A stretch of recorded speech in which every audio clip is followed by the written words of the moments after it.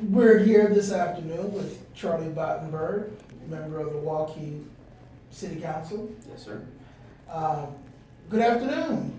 Good afternoon. It's great to be here. Yeah, you look sharp. Thank you very much. I like the bow tie. You as well. The pocket square, it's on point. I appreciate Well, it. actually, I'm half naked because I don't have my boutonniere, but we started here earlier, so my forest doesn't open till 9, so Fair enough. I'll survive. Sacrifices must be made. Yeah, sacrifices must be made. So, as I was saying before we went on the air, one of the things that I enjoy most about interviewing the suburban candidates is that these are just great communities, and usually the questions are more along the lines of why should somebody come to your community instead of another community, not discussing the horrific data that just has to be discussed when we're talking to Des Moines candidates. With that said, let's just start off with telling people who you are, where you come from. Sure. Give us your background and we'll go from there. Absolutely. So, mentioned before, my name is Charlie Bottenberg, currently serving on the Waukee City Council. Grew up in one of the western suburbs of Minneapolis, Minnesota, came down to Iowa all the way, say all the way, doesn't feel like that long ago, but all the way back in 1999 to go to Drake for undergrad. Graduated from Drake with my bachelor's in biochemistry, cell and molecular biology. Went out in the workforce, decided I didn't like what my career trajectory was, started on my MBA at Iowa State, got about halfway through that, got into law school, graduated from law school, finished my MBA. Drake Law? Drake Law, yes sir, sorry. Yep, went to Drake Law. Graduated from Iowa State with my MBA, opened up a law firm out in Waukee and just got further involved in the community than I already was, and found myself one day on city council and running for a full term here. Now, any family or? Oh yeah, sorry, I should always mention the family. Wonderful wife, Michelle, and we have 3 kids, 10, 6, and 3. Those are good ages. I like the gap. I enjoyed not having more than one in diapers at a time. Oh, yeah, no, I know about diapers. I'm going to be changing some more. I just had a grandbaby. So, congratulations. I'm going to ask you the same questions I started off with Anna. Okay. I have been reading about how awesome the greater Des Moines metropolitan area is. So I'm coming here. Okay. I'm not a college graduate. I'm not someone who left and is coming back. I don't know a whole lot except what I've read. Okay. I get here and I discover there are a lot of really good communities. There's Ankeny, there's Altoona, and there's Windsor Heights, and West Des Moines, and Clive, and Johnston, and Urbandale. Why should I move to Waukee? It's an excellent question. I'm going to start by saying that I don't think you can go wrong. I think Ankeny is a good city. I think West Des Moines is a good city. Grimes, Urbandale, Clive, Altoona, Pleasant Hill, Waukee, Adel, Dallas Center. We have a ton of really good suburbs here in Des Moines. One of the advantages of Waukee is we are still a smaller community, but at the same time, we're attached to the Des Moines Metro. When I first moved down here, and I like to tell this joke because it sort of highlights the growth that Waukee has gone through. My sophomore year of college, or 2000, a buddy of mine grew up out in Waukee, and so we drove out to his parents' house. And that drive, one, felt like it took forever, probably didn't take that long, and it was through the country. There was no, straight shot to get here. There was no interchange exit. There was no growth that had happened from West Des Moines West and Waukee a little bit to the east. That didn't exist. It was completely separate. And fast forward to 2006 when my wife and I were looking for our first house, and our realtor said, "Hey, we should go look at Waukee." And I looked at her like, it's not a good idea. That's kind of way out in the middle of nowhere. And we drove out, and it was eye-opening to me. University goes all the way out. Hickman goes all the way out. Ashworth goes all the way out. And these communities, you're not driving through cornfields like you used to. You're not driving through empty land like you used to. It's city all the way through. So one of the huge advantages of living in Waukee is you get all the amenities that Des Moines has to offer. You get the ability to go watch the Icons. You can go to the zoo. You can go to the Science Center. You can go downtown. It takes, 10, 15, 20 minutes You can go tops. see the color purple this week. You can go see the color purple this week at the Civic Center. Absolutely. I saw Flat Stanley down at the Civic Center with my son's class just a couple of years ago. All those things are available, but you can also live on almost country life. There's still a cornfield across the street from me where there's some development happening. We are a young community. Just at my that old neighborhood, that first house that we bought in '06. The bus stop almost filled up the entire bus. There were so many kids there. So it's a fantastic place to raise a family. It's a fantastic place to live. It's quiet. It's safe. We have a fantastic city administrative staff. So if you ever have any questions or problems, you can call and get those addressed. And at the same time, we are increasing our amenities. We are increasing parks. We're putting in a new high school and a new ball complex. You don't have to go across town to get stuff. We have new things coming. Hopefully a movie theater are coming pretty quick. So you get all the stuff right there locally, and if it's something bigger that needs a little bit bigger, like an art museum or a stadium, it's still only 15, 20 minutes away. Nice and easy to get to. Now, when we look at cities, they compete for businesses coming. So I'm thinking about moving here, but and again, not to use her as an example, but I'm going to again. Sure. I raised the issue with Anna. She said, "Well, I had to think about moving my business there." And you thought about where to put your business. She Yep. said you have a law practice. So, Yep. as someone who put his business in Waukee, because let's face it, we may love a community, Mm-hmm. but we can sleep in a community. We can send our kids to school in a community. We do business where we think we're going to make the most money. Absolutely. So, I've decided to move to Waukee, but now I'm going to be opening a business, and I have to decide where to put that business. And I ask the same question: should I go to Ankeny? Should I go to Altoona? Should I go to, Windsor Heights? Should I go to Clive? I can drive on Hickman, and I can hit Clive, and I can hit Urbandale, and I can hit Windsor Heights. Or I can get on the interstate close to Machine Shed, and I can hit Ankeny in a few minutes, or Yep. whip around and hit Altoona. Yep. And, or go the other way and hit West Des Moines on University. So why should I put my business in Waukee? So, Waukee has an incredibly vibrant community. We are a relatively affluent community here in the metro. We have plenty of consumers. We have no shortage of consumers. In fact, I would say maybe the opposite is true. We don't have enough businesses for all the consumers we have, which you've seen if you've been paying attention. I don't know if you have or not. In the past couple of years, our business community has really exploded. Brief tangent, I was actually the board chair of the Waukee Area Chamber of Commerce for a year, so I'm very familiar with what the business community has been going through, and we're seeing lots more businesses locate to Waukee because we have people with disposable income who want to spend that on recreation. I guess it always depends on your business, but when we were looking at the area we wanted to plant ours, 4.5 years ago when we opened our law firm, we actually opened in West Des Moines. Fun fact, we thought we were in Waukee. We're on the south side of University, west of Des Moines Golf and Country Club. That's actually West Des Moines. About a year later, we moved north and east, which you would think would be into Clive, but actually put us into Waukee. So the border's a little confusing, but plenty of consumers, plenty of people who want to support local. Anytime I go into the local hardware store, Do It Best Hardware on the Triangle in Waukee, there's always somebody in there I know. There's always somebody from the community. Everybody's involved. It's a good place to live, and it's a good place to have your business.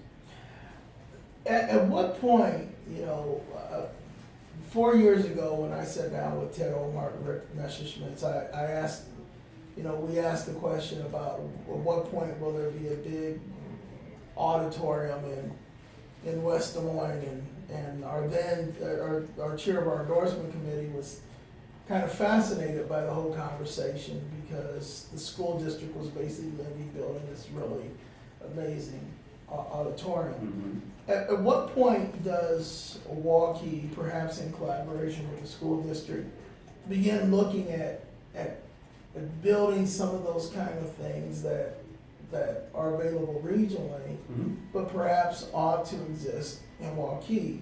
The example Rick used in West Des Moines is he loves the Playhouse. We love the Playhouse, but there comes a point when there maybe ought to be a West Des Moines Community Playhouse. And Sure. So at what point do we talk about a Waukee Community Playhouse? At what point do we talk about Waukee athletic facilities? At what point do we talk about Waukee creating some of these amenities that they have to drive to, but might start supplying in their own community? Yeah, absolutely. We're in the process of that right now. So I'm sure you're aware we're in the process of, or the school district is in the process of planning a North High School, kind of north of town right now. One of the big projects that the city is contributing is, we bought a chunk of that land and we're putting up some ball fields. We're putting up, a pond, maybe with a fishing pier. We've been talking about, I've heard pickleball courts thrown around. I've heard an ice rink thrown around, a couple sheets of ice, maybe some more soccer fields. That interests Igor. What's that? That interests Igor. Which one does? The hockey. The hockey. I'm a Minnesota kid, Crushed my heart when my son decided he wanted to play hockey anymore. That was my sport growing up. Well, then let me ask you this. Yeah. And this may be lobbying. Okay. It may border on ethical. But I think if you guys put in an ice rink, you guys ought to put in a curling facility. I'm just saying. I will say that even in the Minneapolis the area, greatest winter Olympic sport curling is a hard sell. ever. Sure. Well, one, I would love to see an ice rink go in. Yeah. As far as I know, we have 3 sheets, 2 up in Urbandale, 1, I guess, I'm not sure if that's Des Moines or Windsor Heights there where the Bucks play. Nothing else. Tough to get ice time, obviously, for people trying to play. But, back to your original question, yeah, right now is the time. Especially when you're in the design phase, especially when you're trying to figure out what all is going in there. Just in the past 6 months, I've heard of the design just completely flipping, where we're going to put a parking lot where we were going to put a fishing pond before. So now is the time to get those kind of things out there. And I think that, the western suburbs could and maybe can support something like a playhouse sort of arrangement. And if done right, that can be one of those public-private partnerships where, look, the city and the school put in the facilities, but then, private theater groups come in and rent it out to put on shows. And, one of those ways that you can get, some private entities to help fund some of the growth that your city needs, which allows us to provide better amenities and improve things without, raising taxes and all the stuff that no one wants us to do. We have a metro area where cities absolutely understand what the word annexation means. Sure, you have to. West Des Moines knows what it means. Adel knows what it means. Urbandale knows what it means. Clive has learned what it means. Windsor Heights knows what it means, and it causes them constant sorrow. Because they can. Yes. Talk about annexation from a Waukee City Council perspective. Sure. Well, as you're probably aware, we just annexed 2,200 acres of land. In general, a lot of it's going towards that new Apple project. But, I would like to see some of these western communities sit down and get together and find a way to do this in an intelligent and rational standpoint. When I was in law school, I think it was in 2010, might have been 2011, a little foggy. It's getting a little further out than it used to be. One of my classes took a field trip, for lack of a better term, to the Dallas County Planner's office. And we got to see an in-depth map of where the cities were going. And it really looks like cities are trying to play, I call it Connect Four, we're trying to play Connect Four and block everybody else. Tic-tac-toe works too. Frankly, there's plenty of land for every city that needs to grow. West Des Moines can grow south, they can grow west, they can grow a little bit southeast, I believe. Waukee, we can grow west, we can grow southwest, we can go north, northeast, northwest. West Des Moines in 4 counties now. And, good for them. Growing at the size they want to go, but we don't need to crowd over each other. We don't need to fight over the same resources, because frankly, there's tons of open land out there, and it doesn't make sense for citizens to be driving around and not knowing what city they're in. It can create some weird situations, like the school district borders were drawn a long time ago. We have an odd situation in Waukee where you can live in West Des Moines, Clive, Urbandale, or Waukee and go to Waukee schools. And unless I'm mistaken, part of the land that we actually annexed, that 2,200 acres, part of that's I want to say it's the Van Meter School District. So it's kind of one of those situations where maybe some collaboration can come to pass, maybe some more partnerships can come to pass, and we can find a way to kind of do it a little more amicably. It doesn't have to always be a zero-sum game. When we talk about the working relationship between schools and city Mhm. councils. In Des Moines, we've seen some strained relationships. In the suburbs, we've seen some good relationships. Mhm. What would you say the relationship is between Milwaukee City Council and the Milwaukee School District? I mean, I think it's cordial. I don't think there's any strain there. They kind of handle their issues, we kind of handle our issues. Could it be better? It can always be better. I mean, no matter how good your Should it be relationship is, better? it can always be better. Sure. I mean, I don't think there's anything wrong with the relationship between the city and the school district right now. I think there's a great collaborative relationship that when we needed to build a new high school, the city and the school district worked together to get the land, more land than either entity could get by itself, but purchased as a package, nice and big. Find a way to use it jointly. I mean, I think there's tons of collaboration there. Obviously, our longtime superintendent, Dr. Wilkerson, retired. That always, when the longtime steward retires. But our new superintendent is great too, and she does a great job. And I've never had anything but a positive interaction with school staff. Obviously, you've probably seen some news out of Milwaukee recently. There's some issues going on, but those are school district issues, and they handle them internally. And as far as the city's concerned, we stay out of their business, and I think they stay out of ours. And everyone has a cordial, amicable. I'm looking for a better synonym here. Just a good, positive working relationship. One of the things we've seen in cities in general with school districts, but especially in cities where there are cash-rich school districts. Okay. Carlisle School District, for example, was a more wealthier district than a city because there were people who lived in Des Moines who were going to Carlisle. And then there are districts like West Des Moines or Urbandale, where they have kids going to 7 different school districts. Right. Grimes and Johnston and Milwaukee and West Des Moines and Urbandale and private schools. And the school district is not as well off as the city, per se. Mm-hmm. Milwaukee's unique in that the district draws a lot of kids in from other places. Mhm. So it creates a cash-rich situation. In those situations, we've seen where there have been collaborations with the school district and city to perhaps construct things that would be jointly useful to the community. Sure. Do you see, there's gonna come a point where the Milwaukee School District can't spend all that construction money they're getting from the penny tax. Do you see at any point conversations ensuing between the city and the school district about how there might be collaborations to utilize those dollars the same way we saw the city of West Des Moines have the conversation with the West Des Moines School District to build their new auditorium? Absolutely. And, given the working relationship that the city has with the school district, I'm sure that those conversations are going to happen early and they're going to be identified. Both of our entities do a great job of budgeting. I have nothing but positive things to say about the Milwaukee School District, the way they budget, the explosive growth that they see. I mean, given that funding for the 2017 years based on the 2016 population, and they're adding so many students every year, to manage that growth and stay ahead and build new buildings and not have issues, they've done a fantastic job. Will there come a time when that growth stops and they have to look at elsewhere for projects? Absolutely. And when it comes, I'm sure we'll all sit down and we'll find a way to build some joint school and city amenities that the entire community can use. Because I don't see them sunsetting that penny tax.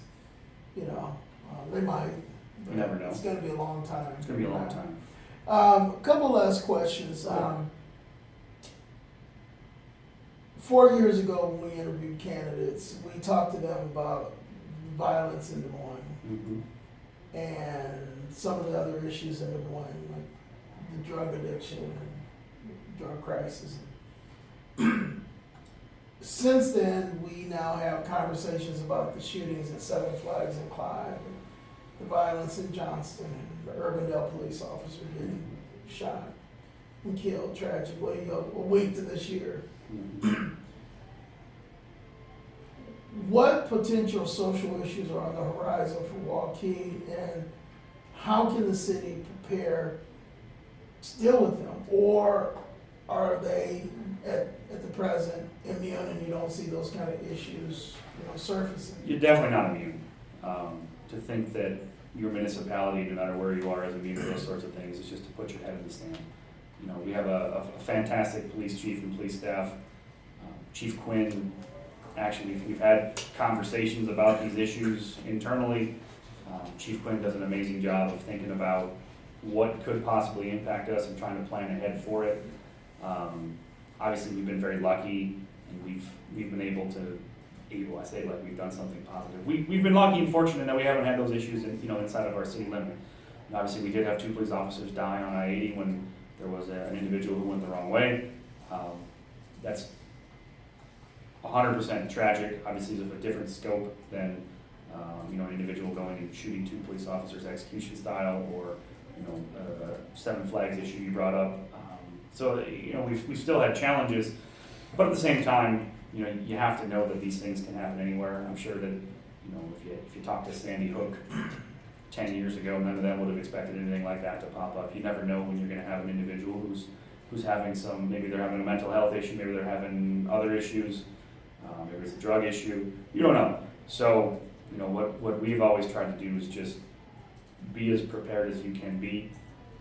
Try to think of these things in advance, try to train your staff to handle them if something does happen, and then at the end of the day, throw a prayer up the chain and hope it doesn't happen. That's what you can do. Couple last questions. Yeah. Is there anything that we missed that we should have covered? Any issue that's important to you that we didn't address? Sure. I mean, I'd like to say, publicly, I have 3 main priorities for my candidacy here. I'd like to see our amenities improved in Milwaukee even further than they already have. I'd like to see our growth, but I'd like to see it sustainable. It seems like every single year we're putting in a record amount of building permits or a record amount of lots going in. At some point in time, that's going to stop.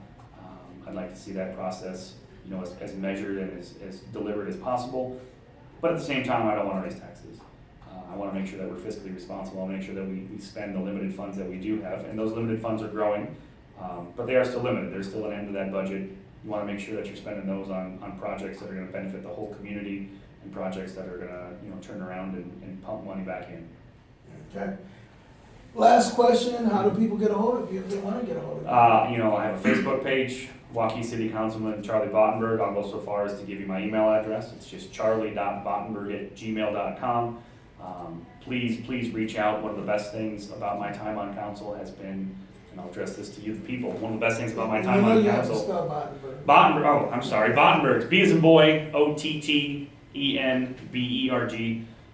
One of the best things about being a public servant here in Iowa, especially in Milwaukee, is we have an amazing community who isn't afraid to reach out, but they're respectful. I 100% encourage anyone with a question or a comment to reach out. I'd be happy to address. Okay. Thank you so much. Thank you very much. It's a pleasure.